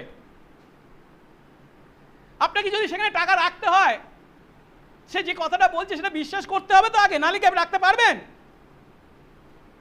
আপনি জানতে চাইবেন যারা বলা হচ্ছে এটা ঠিক না ভুল, জানতে হবে, এটা স্বাভাবিক। ঠিক একইভাবে যদি কোনো মানুষ ঈশ্বরের ইচ্ছা পূর্ণ করতে চায়, তাহলে কি সে অবশ্যই সেই মতবাদ সত্যি ঈশ্বরের শিক্ষা কিনা তা জানতে চাইবে না? অবশ্যই জানতে চাইবে। কেন? সে ঈশ্বরের ইচ্ছা পালন করতে চাইছে।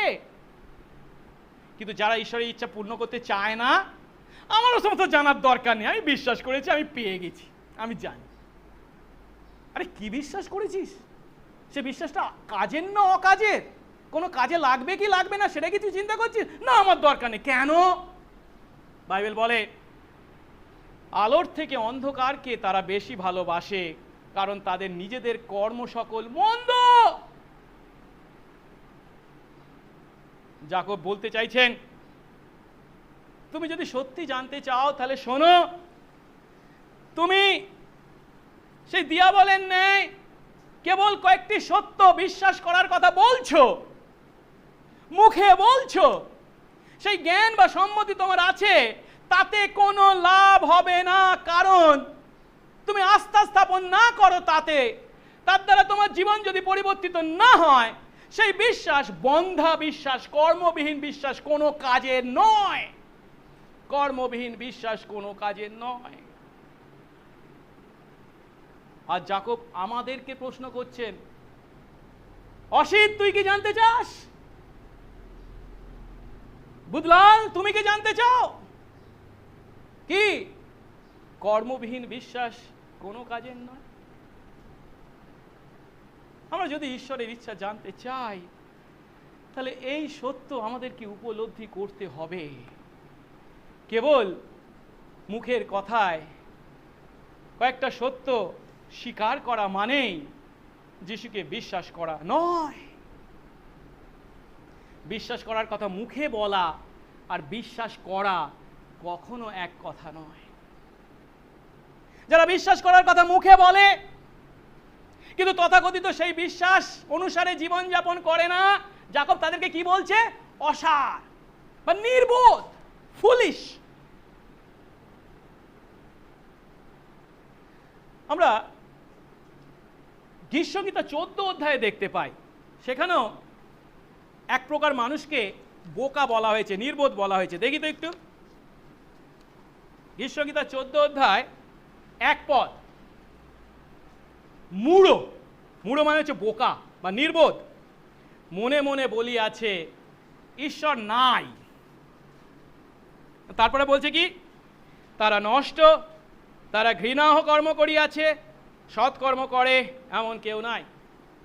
আপনি বলবেন না, এখানে তো যাকে বোকা বলছে সে কি বলে? ঈশ্বর নেই। কিন্তু যাকব তো এখানে বলছে কি? এরা স্বীকার করে ঈশ্বর আছে এবং ঈশ্বর এক।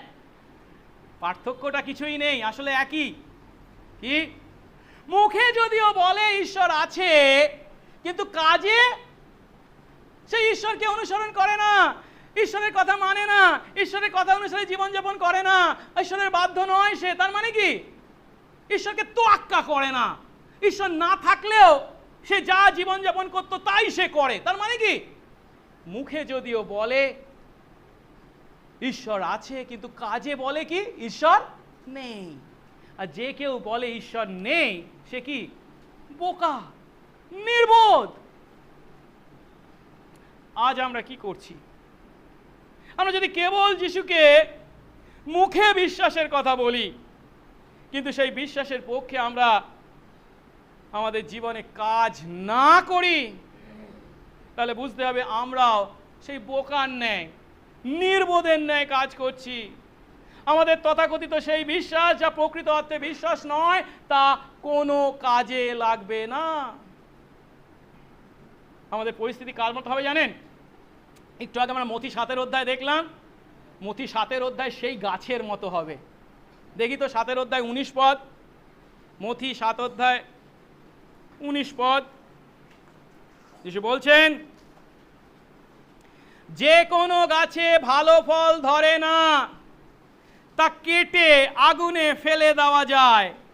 অতএব তোমরা তাদের ফল দ্বারাই তাদের চিনতে পারবে। যে গাছে ভালো ফল ধরে না, তা কেটে আগুনে ফেলে দেওয়া হবে।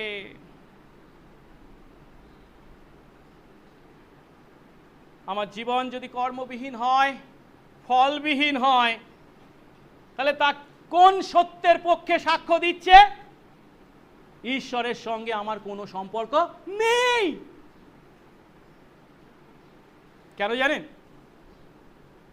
যোহন 15 অধ্যায় যিশু খুব স্পষ্ট করে বলেছেন। 15 অধ্যায় 4-5 পদে, শাখা, কোনো দ্রাক্ষা লতার শাখা, একটা আঙুর গাছের কোনো ডালে, এক আঙুর গাছের কোনো ডাল যেমন নিজে থেকে ফল ধরতে পারে না, দ্রাক্ষা লতায় বা আঙুর গাছের সঙ্গে সংযুক্ত থাকলে তবে পারে, তেমনি আমাতে না থাকলে তোমরাও ফল ধরতে পারো না। যে আমাতে থাকে ও যাতে আমি থাকি, সেই ব্যক্তি প্রচুর ফলে ফলবান হয়, কারণ আমাকে ছাড়া তোমরা কিছুই করতে পারো না। আমি যদি আমার জীবনে ফল ধারণ না করি, আমি বিশ্বাসের কথা মুখে বলি, কিন্তু বিশ্বাস অনুসারে আমার জীবন কাজ যদি না থাকে, তার মানেটা কি? আসলে ঈশ্বরের সঙ্গে আমার কোনো সম্পর্কই নেই, আমি বিচ্ছিন্ন। যদিও মুখে বলছি আমি তাতে বিশ্বাস করি, কিন্তু তার বিপরীতে ঈশ্বরের অনুগ্রহে যদি আমরা নতুন জন্ম লাভ করি, লাভকারী ঈশ্বরের সন্তান হই, যদি সত্যি যিশুতে প্রকৃত বিশ্বাস করে থাকি, তাহলে আমাদের মধ্যে কে বাস করেন? পবিত্র আত্মা। আর পবিত্র আত্মা যদি আমাদের মধ্যে বাস করেন, আমরা সেই পবিত্র আত্মার বিভিন্ন দান, পবিত্র আত্মার বিভিন্ন ফল অবশ্যই ধারণ করব, যা গালাতীয় 5 অধ্যায় সুন্দরভাবে বর্ণনা করেছেন পৌল আমাদের জন্য। কিন্তু যাকব এখানে আজ আমাদেরকে যে বিষয়ে সতর্ক করেছেন সেটা কি জানেন? খুব মারাত্মক বিষয়। সেটা হচ্ছে, এমন অনেকে থাকতে পারি আমরা সুসমাচার শুনেছি, সুসমাচারে বিশ্বাস করেছি বলে মনেও করি, মুখে স্বীকারও করি, এমনকি বাপ্তাইজিত হয়েছি, কিন্তু সেই বিশ্বাস আমাদের পরিত্রাণ করতে পারেনি, কারণ সেই বিশ্বাস কোনো কাজের নয়। না মানে আপনি কি বলছেন? সুসমাচার শুনেছি, বিশ্বাস করেছি, মুখে স্বীকার করেছি, বাপ্তাইজিত পর্যন্ত হয়েছি। বাইবেল তা বলছে আমাদেরকে। বিশ্বাস করেছি বলছি, কিন্তু সেই বিশ্বাসটা কি ধরনের বিশ্বাস? আমি বাইবেল থেকে একটা উদাহরণ দিচ্ছি, চোখ খুলে যাবে। প্রেরিত 8 অধ্যায়, পরিচারক ফিলিপ সমরিয়া নগরে সুসমাচার প্রচার করতে গিয়েছেন। অনেকে আসছে, শুনছে। তাদের মধ্যে বলা হচ্ছে সিমন নামেও একজন ছিল, যে আসলে একজন জাদুকর ছিল, ম্যাজিশিয়ান, লোক ঠকাতো। সে এবং অনেকে এসেছে, শুনেছে, বিশ্বাস করেছে, এমনকি বাপ্তাইজিত হয়েছে। পড়ি তো আমরা 8 অধ্যায় 12-13 পদ। ফিলিপ ঈশ্বরের রাজ্য ও যীশু খ্রিস্টের নাম বিষয়ক সুসমাচার প্রচার করলে তারা যখন তার কথায় বিশ্বাস করলো, কি বলেছে? বিশ্বাস করলো, বিশ্বাস করার কথা বলছে। তখন পুরুষ ও স্ত্রী লোকেরাও বাপ্তাইজিত হতে লাগলো। তাদের মধ্যে কারা কে আছে? 13 পদ। আর সিমন নিজেও বিশ্বাস করলো এবং বাপ্তাইজিত হয়ে ফিলিপের সঙ্গে থাকলো, এবং অনেক চিহ্ন কাজ ও মহাপরাক্রম কাজ সাধিত হচ্ছে দেখে চমৎকৃত হলো। বাইবেল বলছে কি তারা বিশ্বাস করেছে, কিন্তু আমাদেরকে সবসময় চোখ কান খুলে রাখে বাইবেল পড়তে হবে। যখন বাইবেলে বিশ্বাস করলো বলেছে, তখন তার মানে যে সত্য বিশ্বাস করেছে, খাঁটি বিশ্বাস করেছে, উদ্ধারকারী বিশ্বাস কি না, সেটা আমাদেরকে দেখতে হবে, উপলব্ধি করতে হবে। আর তার প্রমাণ হচ্ছে তার পরবর্তী জীবন বা আচরণ, কি ফল সে ধরছে। এরপর কি হয়? এরপর আমরা দেখি জেরুসালেম থেকে পিতর এবং যোহন এই সমরিয়ায় আসে। কেন? ফিলিপের সেই প্রচার কাজে সাহায্য করবার জন্য। এবং বলা হয়েছে তারা এসে যখন প্রার্থনা করে, তারা পবিত্র আত্মা লাভ করে, পবিত্র আত্মার দান বিভিন্ন লাভ করে, এবং এইভাবে তারা যখন তাদের মাথায় হাত রেখে প্রার্থনা করছে, আর তখন পবিত্র আত্মা তাদের প্রতি দত্ত হচ্ছে। এটা দেখে ফিলিপ চক্ষু ছানা বড়া। আমি তো অনেক ম্যাজিক দেখিয়েছি, এমন ম্যাজিক তো কখনো দেখাতে পারিনি। এই ম্যাজিকটা কি করে আমি লাভ করতে পারি? এর মধ্যেও নিশ্চয়ই কিছু লোক ঠকানো, চোখ ধাঁধানো বিষয় রয়েছে, যেটা আমিও করতে চাই। কি করলে পাবো? যদি টাকা দিয়ে কেনা যায়। আমি বানিয়ে বানিয়ে বলছি না, বাইবেল বলছে। পড়ি তো আমরা 18, 19, 20 পদ, 18 পদ। আর সিমন যখন দেখলো প্রেরিতদের হস্তার্পণ দ্বারা পবিত্র আত্মা দত্ত হচ্ছেন, তখন সে তাদের কাছে টাকা এনে বলল, আমাকেও এই ক্ষমতা দিন, যেন আমি যার উপরে হস্তার্পণ করব সে পবিত্র আত্মা পায়। কিন্তু পিতর তাকে বললেন, তোমার টাকা তোমার সঙ্গে বিনষ্ট হোক। তোমার সঙ্গে বিনষ্ট হোক মানে কি? তুমি তো বিনষ্ট হবে, তোমার টাকাও যেন তোমার সঙ্গে বিনষ্ট হয়। কারণ ঈশ্বরের দান তুমি টাকা দিয়ে ক্রয় করতে মনস্থ করেছো। এ বিষয়ে তোমার অংশ কি অধিকার কিছুই নেই, কারণ তোমার হৃদয় ঈশ্বরের সামনে সঠিক নয়। অতএব তোমার এই দুষ্টতা থেকে মন ফেরাও, প্রভুর কাছে বিনতি করো, কি জানি তোমার হৃদয়ের কল্পনার ক্ষমা হলেও হতে পারে।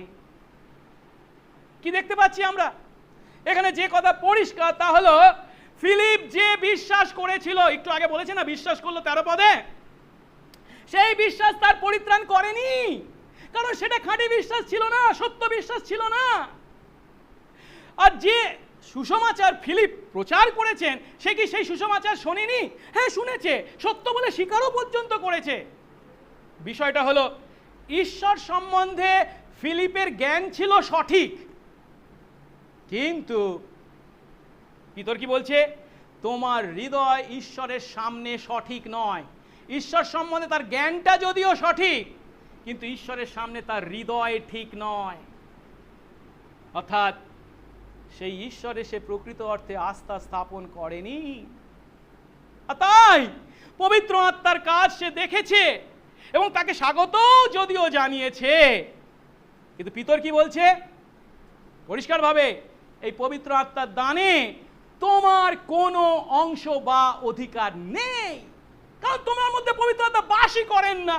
তুমি তো প্রকৃত অর্থে বিশ্বাসই করনি, তুমি নতুন জন্মই পাওনি, তুমি কি করে এই দানে অধিকার বা অংশ পেতে পারো? অর্থাৎ প্রেরিত 8 অধ্যায় 13 পদে সিমোনের যে বিশ্বাসের কথা বলা হয়েছে সেটা কেমন বিশ্বাস? মিথ্যা বিশ্বাস, মৃত বিশ্বাস, কর্মবিহীন বিশ্বাস, যা কোনো কাজের নয়। কিন্তু এই সিমোনকেই আমরা দেখছি কি, সে সুসমাচার শুনেছে, বিশ্বাস করেছে, বলেছে বিশ্বাস করার কথা, এবং তাই বাপ্তাইজিত পর্যন্ত হয়েছে।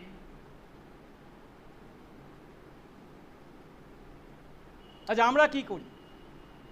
আজ আমরা কি করছি? আমরা কি কি সত্য জানি বা বিশ্বাস করি? হ্যাঁ, না মানে আমি বিশ্বাস করি বাইবেল ঈশ্বরের বাক্য, খুব ভালো কথা। আমি বিশ্বাস করি ঈশ্বর এই পৃথিবী ভূমণ্ডল সমস্ত কিছু সৃষ্টি করেছেন, ভালো কথা। আমি বিশ্বাস করি যীশু খ্রিস্ট ঈশ্বরের পুত্র, ভালো কথা। আমি বিশ্বাস করি যীশু তার সন্তানদের জন্য, তাদের পাপের জন্য ক্রুশবিদ্ধ হয়ে মারা গেছেন, কবরস্থ হয়েছেন, মৃত্যুকে জয় করে পুনরুত্থিত হয়েছে, স্বর্গে গেছেন, ভালো কথা। আমি বিশ্বাস করি স্বর্গ নরক আছে, আমি বিশ্বাস করি একদিন যীশু পুনরায় আসবেন, বিচার হবে, ভালো কথা। যাকব বলছেন এই সমস্ত সত্য আপনি জানেন এবং সেই সমস্ত স্বীকার করেন, খুব ভালো কথা। কিন্তু সত্য কি জানেন? দিয়াবলও এই সমস্ত সত্য জানে ও স্বীকার করে। কিন্তু এই সমস্ত ধর্মীয় সত্যে জ্ঞান ও সম্মতি দিয়াবলের কোনো কাজে লাগবে না, তা তাকে উদ্ধার করবে না। দিয়াবলের এই সমস্ত সত্য জানে, দিয়াবলও এই সমস্ত সত্য জানে, স্বীকার করে এবং ভয় কাঁপে, কারণ সে এও জানে সে প্রকৃত অর্থে বিশ্বাস করে না, আর তাই তার মারাত্মক পরিণতি অপেক্ষা করে আছে।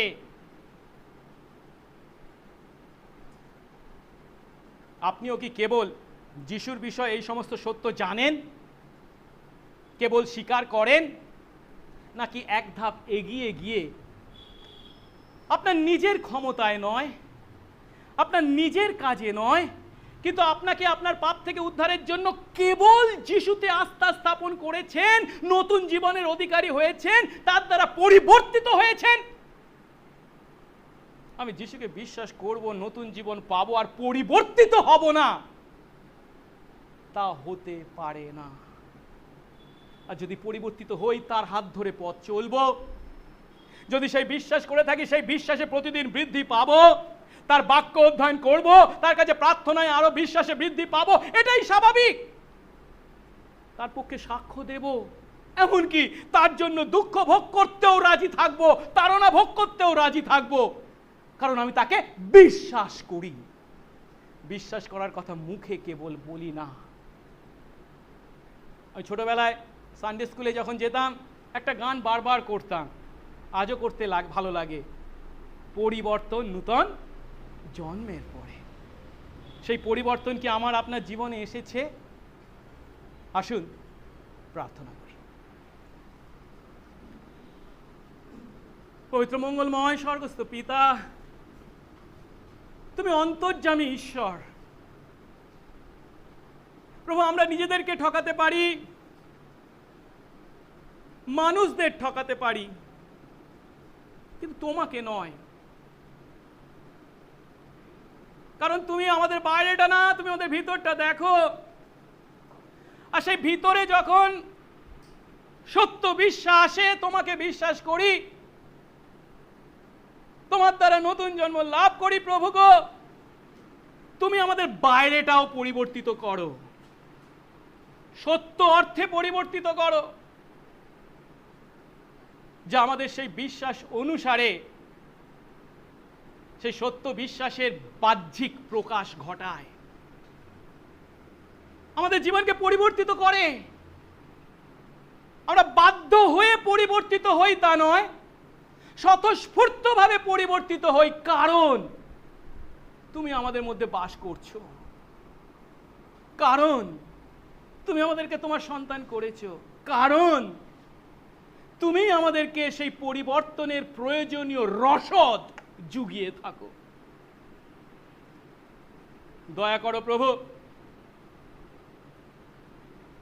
মথি 7 অধ্যায় 21 পদে তুমি যেমন বলেছ, ফল দেখেই গাছকে চেনা যায়। আশীর্বাদ করো প্রভু, আমরা যেন প্রকৃত ফলের অধিকারী হই, প্রকৃত বিশ্বাসের অধিকারী হই। উদ্ধারকারী বিশ্বাসে বিশ্বাসী, নতুন জন্ম প্রাপ্ত আমরা পরিবর্তিত জীবন যাপন করি। যে পরিবর্তিত জীবন অব্রাহামের ন্যায়, রাহাব বেশ্যার ন্যায়, বিপদ অনিবার্য জেনেও সেই বিশ্বাস অনুসারে কাজ করে। আশীর্বাদ কর, যিশু নামে এই প্রার্থনা চাই, আমেন। আসুন আমরা ওই গানটা গাইতো, পরিবর্তন নূতন জন্মের পরে। আমাদের গান বইয়ের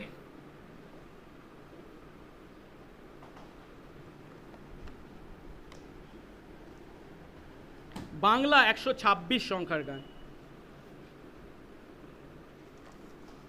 পেজ নাম্বার 525।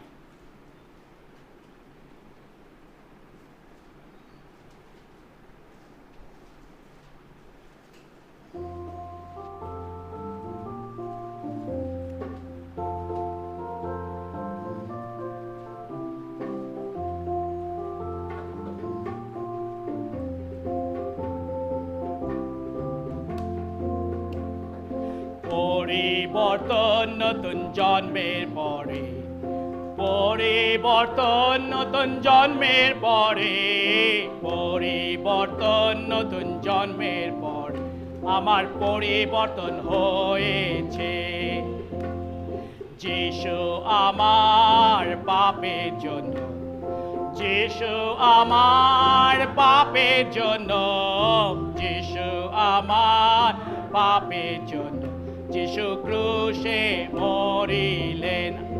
পরিবর্তন, পরিবর্তন নতুন জন্মের পরে, পরিবর্তন নতুন জন্মের পরে, পরিবর্তন নতুন জন্মের পরে আমার পরিবর্তন হয়েছে। 2 পদ। যে বই পড়িতাম এখন তা পড়ি না, যে বই পড়িতাম এখন তা পড়ি না, যে বই পড়িতাম এখন তা পড়ি না, আমার পরিবর্তন হয়েছে। পরিবর্তন নতুন জন্মের পরে, পরিবর্তন নতুন জন্মের পরে, পরিবর্তন নতুন জন্মের পর আমার পরিবর্তন হয়েছে। 3 পদ। যে সঙ্গ ছিল এখন সে সঙ্গ না, যে সঙ্গ ছিল এখন সে সঙ্গ নাই, যে সঙ্গ ছিল এখন সে সঙ্গ, আমার পরিবর্তন হয়েছে। 4 পদ। যে গান গাহিতাম আমি তা গাহি না, যে গান গাহিতাম আমি তা গাহি না, যে গান গাহিতাম আমি তা গাহি, আমার পরিবর্তন হয়ে। 5 পদ। প্রভু যিশু শীঘ্র আসবেন, প্রভু যিশু শীঘ্র আসবেন, প্রভু যিশু শীঘ্র আসবেন, আমার পরিবর্তন হয়েছে। 6 পদ। যিশুর জন্য আমি সাক্ষ্য দেব, যিশুর জন্য আমি সাক্ষ্য দেব, যিশুর জন্য আমি সাক্ষ্য দেব, আমার পরিবর্তন হয়েছে। পরিবর্তন, পরিবর্তন নতুন জন্মের পরে, পরিবর্তন নতুন জন্মের পরে, পরিবর্তন নতুন জন্মের পরে আমার পরিবর্তন হয়েছে।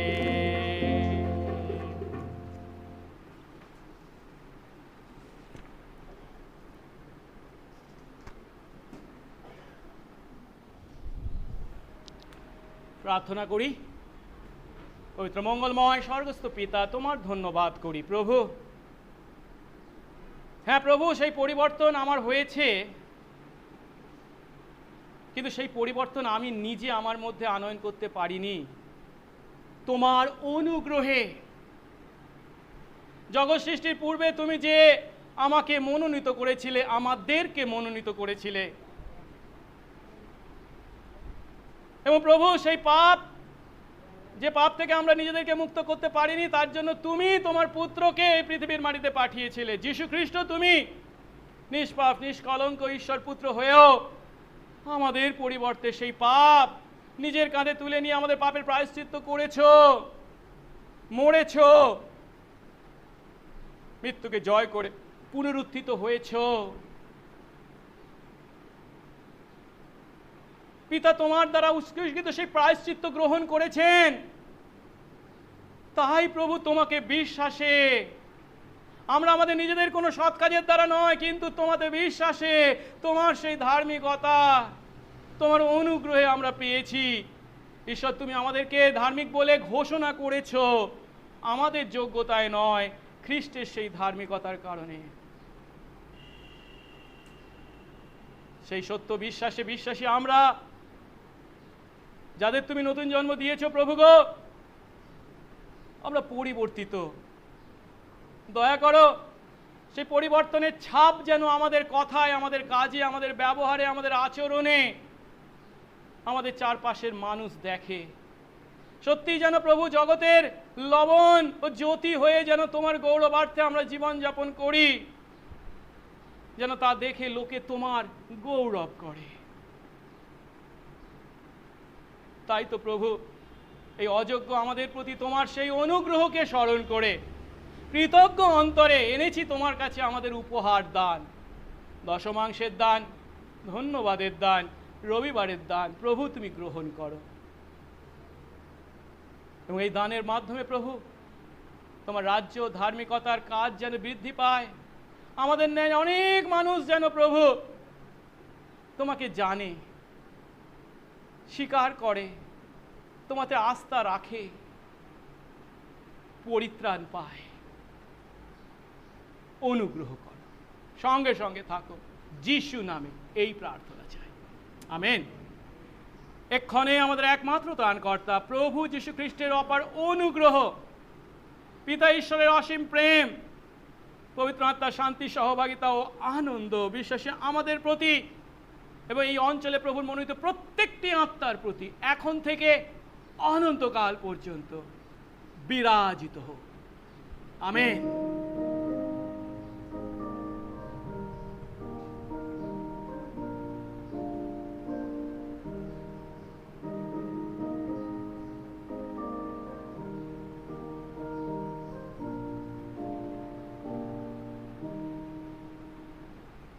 আমেন। জয় যিশু। ঈশ্বর আমাদের প্রত্যেকে আশীর্বাদ করুন। কয়েকটি বিজ্ঞপ্তি আছে। প্রথম বিজ্ঞপ্তি হলো, হ্যাঁ, আপনাদের ধন্যবাদ যে আপনারা প্রত্যেকে মুখে মাস্ক পরে আছেন, আমার কথা রেখেছেন। কারণ গত বছর যখন কোভিড-19 আমাদের দেশে আছড়ে পড়েছিল, তখন খুব বেশি হলে একদিনে নতুন করে আক্রান্তের সংখ্যা 1 লক্ষকে শুধু পেরিয়েছিল, পার হয়েছিল। কিন্তু এই দ্বিতীয় আক্রমণ খুবই মারাত্মক, এবং এখন একদিনে প্রায় 2 লক্ষেরও বেশি মানুষ আক্রান্ত হচ্ছে প্রতিদিন। খুবই মারাত্মক বিষয়। কিন্তু গত বছর আমরা কত তাড়াতাড়ি লকডাউন ইত্যাদি করেও তা বাধা দিতে পারিনি, আর এখন তো লকডাউনের কথা কেউ চিন্তাই করছেন না। এমন তো পরিস্থিতিতে কে কি করছে বা না করছে সেটা না দেখে বা বলে আমাদের দায়িত্ব আমরা নিজেরা যেন সচেতন হই। তাই অনুরোধ করব, আপনি আপনার নিজের স্বাস্থ্যের কথা চিন্তা করে দয়া করে সব সময় মাস্ক ব্যবহার করুন। বাড়ির মধ্যে যখন আছেন তখন আলাদা কথা, যখনই বাইরে বেরোচ্ছেন, যদি বাইরে বেরোন তাড়াতাড়ি বাড়ি ফিরবেন, যখন ফিরবেন ভালো করে হাত ধুন, সাবান দিয়ে ভালো করে হাত ধুন। এবং যদি সম্ভব হয়, এখন তো বেশ গরম পড়েছে, বাইরে থেকে ফিরলে খুবই গরম লাগে, কাপড়গুলো গায়ে রাখতে ইচ্ছা করে না, স্নান করুন এবং কাপড়টা যত তাড়াতাড়ি যত বেশি কাচা যায় সেটার দিকেও নজর রাখুন। আমাদেরকে সতর্কতা অবলম্বন করতে হবে, এছাড়া আর কোনো উপায় নেই। ভ্যাকসিন তৈরি হয়েছে এবং দেওয়াও হচ্ছে, এবং যত তাড়াতাড়ি সম্ভব আপনারা ভ্যাকসিন নিন। অনেকে এই নিয়ে বিভিন্ন দ্বন্দ্বের মধ্যে আছে, আমি তাদেরকে বলি ভ্যাকসিন আমাদেরকে নিতেই হবে, তাহলে দেরি করে লাভ কি, তাড়াতাড়ি নিন, যখন সুযোগ আছে তাড়াতাড়ি নিয়ে নিন। যারা বলবেন আমার তো 45 বছর হয়নি, কি করবো, তারা কি করবেন, কিছু করার নেই, একটু অপেক্ষা করুন। আমি 2 সপ্তাহ আগে নিয়েছি, আমি এবং আমার স্ত্রী। আমি এই কারণেই বলছি, গর্ব করার জন্য নয়, আপনাদেরকে উৎসাহ দেওয়ার জন্য, যাতে আপনারাও তা নেন। আর তার সঙ্গে প্রভুর কাছে যেন আমরা প্রার্থনায় আরও বেশি নিয়োজিত থাকি, তার ইচ্ছা পালন করবার জীবন যেন যাপন করি। আজ বাক্য থেকে যেমন শিখলাম, মুখে শুধু বিশ্বাসের কথা বলা নয়, সত্যি যেন বিশ্বাস করি। যদি সত্যি বিশ্বাস করি, বিশ্বাস অনুসারে আমাদের জীবন হবে। বাপ্তিস্ম ক্লাস আজকে আছে, যারা এসেছেন, গত সপ্তাহে কয়েকজন ছিলেন না বলে আমি বাপ্তিস্ম ক্লাস করতে পারিনি, আর মলয় ছিল না, আমাদের ইউথটাও করতে হতো, সেই জন্য আজকে বাপ্তিস্ম ক্লাস হবে, দয়া করে যোগ দেবেন। এবং ইউথ আছে 2টোর সময় থেকে, যারা ইউথ আছে আমরা তাতেও যোগ দেব। আর তার সঙ্গে বলি, আমি যে অনুরোধটা প্রত্যেক রোববার করে থাকি, বাড়ি ফেরার পথে কিছু খ্রিস্টীয় বই নিয়ে যাবেন। আপনাদের আত্মীয় বা বন্ধু বান্ধব বা প্রতিবেশীদের সঙ্গে দয়া করে প্রার্থনা সহকারে সেই বই তাদের হাতে তুলে দেবেন। ঈশ্বর আপনাদের প্রত্যেককে আশীর্বাদ করুন। যদি কেউ প্রথম এসে থাকেন, কেউ কি আছেন প্রথম এসেছেন, একটু উঠে দাঁড়াবেন, আপনার পরিচয় যদি দেন। আপনার নাম? শোভা, সোমা। আপনার বাড়ি কোথায়? ও আচ্ছা আচ্ছা, মানে ওই আমাদের ক্রেসে পড়তো। আচ্ছা আচ্ছা, আপনার 2 মেয়ে? আচ্ছা, ভাইজি আগা। তোমাদের নাম কি? আর তুমি? ও আচ্ছা, তুমি কি আমাদের ক্রেসে পড়তে? না, এরা পড়তে না। ও আচ্ছা, ওই ছোট্ট। আমাদের ক্রেস কিন্তু বন্ধ আছে এখন, কি করা যাবে, স্কুল খুলছে না বলে। আমরা প্রার্থনা করছি যত তাড়াতাড়ি স্কুল খোলে, তাহলে অবশ্যই ক্রেসের বাচ্চাদেরকে পাঠাবে। আমরা প্রভুর গৌরব করি, গান করি।